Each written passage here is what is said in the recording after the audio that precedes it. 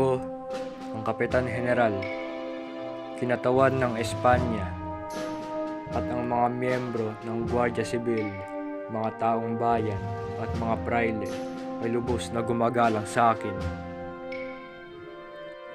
Ako ay hindi masigasig na taga-suporta ng simbahan at sa labis na pagmamalaki ng kapangyarihan nito. Sa paniniwala ko na mga praile ay nabigyan ng labis na kapangyarihan sa lipunang Pilipino.